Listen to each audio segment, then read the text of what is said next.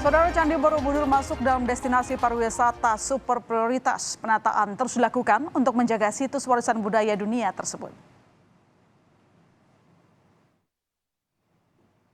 Candi Borobudur bertransformasi menjadi kawasan destinasi pariwisata ramah lingkungan dan berkelanjutan. Penataan dilakukan pada situs warisan budaya dunia yang berlokasi di Kabupaten Magelang, Jawa Tengah ini. Apalagi jumlah wisatawan diperkirakan semakin bertambah di kemudian hari. Borobudur itu sudah berubah karena semua perintah presiden sudah landscape-nya itu sudah very beautiful. Nah, sekarang bangunan-bangunan yang tidak proper di situ semua kita pindahin. Jadi 360-an hektar kalau tidak keliru ya, luasannya itu semua itu murni untuk Candi Borobudur dengan pendukungnya. Sampai pada kabel pun tidak ada Anda lihat di atas, semua di bawah tanah. Kemudian juga BTS ya, BTS juga kita pindahin supaya betul-betul kelihatan menyatu dengan alam. Sempat mencuat wacana pemberlakuan tarif Rp750.000 bagi wisatawan domestik non-pelajar untuk naik ke area stupa. Hal ini untuk menjaga kelestarian Candi Borobudur. Sempat menuai pro dan kontra, rencana tersebut ditangguhkan. Warga punya tanggapan beragam soal wacana besaran tarif Rp750.000. Kalau aku pribadi sih setuju, karena untuk harga segitu ya termasuk standar. Karena kan ya namanya Candi Borobudur itu kan peninggalan sejarah ya, agar nggak dirusak juga dan nggak sembarangan orang bisa masuk sih ke situ gitu. Kalau aku sendiri sih nggak setuju ya, karena itu kan salah satu ikonnya Indonesia. Kayak orang-orang tuh pengen ke Indonesia, pengen lihat Candi Borobudur. Terus kalau misalkan budgetnya dinaikin 750.000, gimana anak-anak muda kita bisa tahu sejarah kita gitu. Tidak hanya menjaga kelestarian Borobudur, pariwisata berkelanjutan dikembangkan untuk memberikan dampak ekonomi jangka panjang. Tim Liputan, Kompas TV.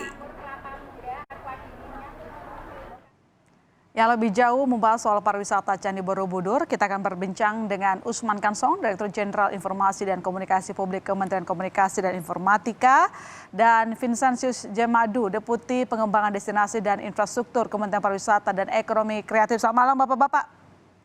Selamat malam. Terima kasih telah bergabung bersama kami. Saya punya pertanyaan ke Pak Usman dulu. Pak Usman, kondisi semakin membaik ya. Kita sudah agak sedikit mendingan dari pandemi COVID-19. Apa upaya pemerintah untuk membangkitkan sektor pariwisata yang terkena dampak yang sangat buruk karena adanya pembatasan sosial dan pembatasan wilayah beberapa waktu lalu? Iya, jadi selama masa pandemi, pemerintah menata sejumlah lokasi wisata, terutama destinasi wisata prioritas. Nah, tujuannya adalah supaya ketika pandemi berakhir atau berangsur-angsur pulih, masyarakat bisa kembali menikmati tujuan wisata dengan tatanan, dengan wajah yang baru begitu. Termasuk dalam diskusi kita adalah Candi Borobudur. Ya, jadi sudah ditata sedemikian rupa dan penataan masih terus berlangsung. Ya, misalnya tadi areal Candi Borobudur itu memang betul-betul disatukan dengan alam, ya. Kemudian juga parkir itu dijauhkan dari candi sehingga kalau orang mau ke sana harus menaiki shuttle bus yang dengan bahan bakar listrik, jadi EV ya, electric vehicle begitu, supaya lingkungan terjaga di sana. Bahkan nanti kita akan membuat semacam museum barangkali begitu, seperti jadi ada orang bisa melihat secara virtual ya ini Candi Borobudur, kendati tidak harus langsung ke sana. Jadi mungkin ke depan bisa dikembangkan dengan metaverse misalnya, seperti itu. Oh, udah ada rencana metaverse Borobudur? Iya, ini menjadi wacana di Kementerian Komunikasi dan Informatika. Ya, ini kan karena memang pengunjung dibatasi untuk masuk ke dalam candi, artinya menaiki candi, begitu kan. Nah, ini kan tentu harus disiapkan penggantinya kalau dibatasi kan begitu. Nah, salah satu dengan menggunakan dengan teknologi metaverse, saya kira ini bisa kita lakukan dan Menteri Komunikasi dan Informatika sudah mewacanakan hal seperti itu begitu. Nah, jadi tidak harus orang naik ke atas Candi Borobudur ya, karena semakin banyak orang yang naik maka kelestariannya ini tidak bisa kita pertahankan lebih lama karena misalnya ada penipisan landasan atau batu candi begitu, kemudian makin melesak ke dalam. Nah ini salah satu yang dilakukan oleh pemerintah. Jadi menciptakan wajah baru Borobudur begitu. Oke, baik. Ini menarik sekali. Cuman kan masih rencana kalau saya tanya lebih jauh juga kayaknya kita masih kebayang dulu gitu ya. Tapi ini rencana yang sangat menarik. Nanti kami tunggu skemanya. Berikutnya saya mau tanya ke Pak Vincentius. Pak, ini pemerintah kan memang berkomitmen untuk mendorong pertumbuhan pariwisata nasional dengan membangun 5 destinasi pariwisata super prioritas. Salah satunya Candi Borobudur. Sejauh ini apa saja yang sudah kita lakukan? Ya, baik. Terkait dengan 5 destinasi super prioritas yang ditetapkan oleh pemerintah, dari awal sangat jelas arahan Bapak Presiden bahwa terkait dengan pengembangan destinasi super prioritas ini ada 4 hal utama. Yang pertama itu akselerasi pembangunan infrastruktur ya di 5 destinasi super prioritas. Ini sangat penting sekali. Yang kedua, penyiapan calendar of event. Karena bagaimanapun juga kita mengembangkan destinasi harus berbasis event. Salah satunya. Mengapa? Karena event inilah yang menciptakan crowd, yang bisa menggerakkan perekonomian lokal. Apalagi setelah pandemi ini kita lihat purchasing power maupun keadaan kondisi perekonomian lokal maupun juga para pelaku parekraf sangat memprihatinkan. Oleh karena itu pemerintah berkomitmen bagaimana juga untuk menyiapkan strategi untuk bagaimana supaya geliat ekonomi itu bisa tumbuh kembali. Selain itu juga pemerintah sangat berkomitmen untuk melakukan penerapan 4K ya, kebersihan, kesehatan, kenyamanan maupun kelestarian lingkungan. Karena ini salah satu tren pariwisata ke depan, orang akan mencari destinasi yang bersih, yang sehat, yang juga sangat merespek terhadap aspek-aspek keberlanjutan, bahkan juga yang memberikan manfaat secara ekonomi bagi masyarakat. Dan yang terakhir sekali kita lihat bahwa Bapak Presiden tegas bahwa ekonomi kreatif harus menjadi prime mover untuk pembangunan atau pertumbuhan ekonomi nasional. Oke, saya tadi soal menjaga kesehatan, kerapihan, tapi juga event ya menjadi salah satu strategi untuk mengundang wisatawan begitu. Baik, saya ke Pak Usman lagi kalau begitu. Pak Usman, kalau sejalan dengan tema presidensi G20, Recover Together, Recover Stronger gitu, apa target pemerintah dalam mensosialisasikan pariwisata Borobudur yang ramah lingkungan dan berkelanjutan yang selama ini sudah sering didengungkan? Iya, jadi tadi kalau kita lihat ini kan ada 3 tema G20. Yang pertama adalah arsitektur kesehatan global. Nah tadi itu nyambung dengan apa yang disampaikan Pak Vincent tentang tujuan wisata yang sehat tadi begitu ya. Dan COVID ini sebetulnya menjadi pelajaran bagi kita. Kita tahu bahwa virus itu kan ditularkan karena perpindahan orang, apalagi perpindahan orang yang terlalu banyak, kerumunan begitu kan. Nah inilah adalah kesempatan bagi kita misalnya untuk mengubah istilahnya ini mass tourism ya, atau pariwisata massal atau crowd tourism ke quality tourism, tadi kualitas turisme atau pariwisata yang berkualitas tadi. Yang kedua, kita juga sedang melakukan tema dari G20 adalah transformasi ekonomi digital. Nah, tadi dikatakan misalnya UMKM ini juga harus digandengkan ya dengan pariwisata dan bisa masuk ke pasar digital begitu. Yang ketiga, nah ini yang tadi saya sampaikan, transisi energi. Transisi energi di Borobudur nanti itu akan digunakan EV, electric vehicle, dari lokasi orang berkunjung parkir ya begitu, dan ke lokasi Borobudur, ke sekitar Borobudur itu menggunakan shuttle bus yang menggunakan bahan bakar listrik. Nah, jadi ini semua kita coba hubungkan ya dengan tema-tema G20 dan kita mensosialisasikan ini semua antara lain melalui G20.org begitu. Di situ ada bagian atau rubrik tentang destinasi wisata atau pariwisata Indonesia yang mencerminkan 3 hal tadi itu begitu. Jadi yang sehat, kemudian yang menjadikan UMKM sebagai salah satu kekuatan ataupun pemasaran di dalam pariwisata. Kemudian yang ketiga adalah energi bersih ya, transisi energi begitu. Oke, baik. Green tourism masih akan jadi komitmen di Borobudur begitu ya, Pak Usman. Pertanyaan saya berikutnya begini, bagaimana pemerintah memastikan Borobudur sudah dalam jalurnya menjadi kawasan destinasi pariwisata yang ramah lingkungan? Jangan dijawab dulu Bapak-Bapak, kita masih akan segera kembali. Tetap di Berita Utama, Saudara.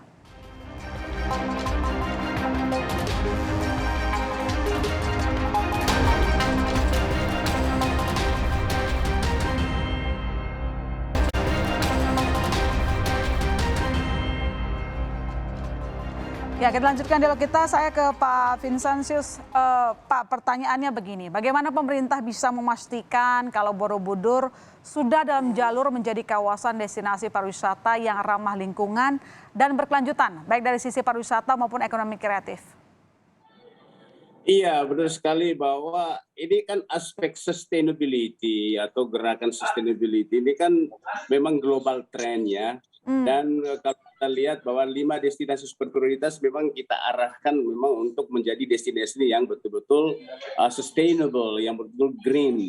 Nah, terkait dengan yang DPSP Borobudur ini, kita lihat bahwa ada beberapa program-program konkret yang dilakukan oleh pemerintah.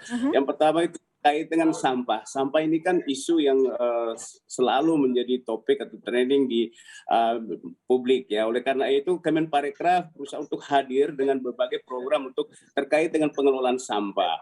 Jadi kita pastikan bahwa harus ada fasilitator lokal dan waste management spesialis yang bisa mengelola sampah ini dengan baik, dan juga pelaksanaan ASI bersih desa di sekitar Borobudur, dan juga pendampingan serta pelatihan pengolahan sampah bagi masyarakat sekitar.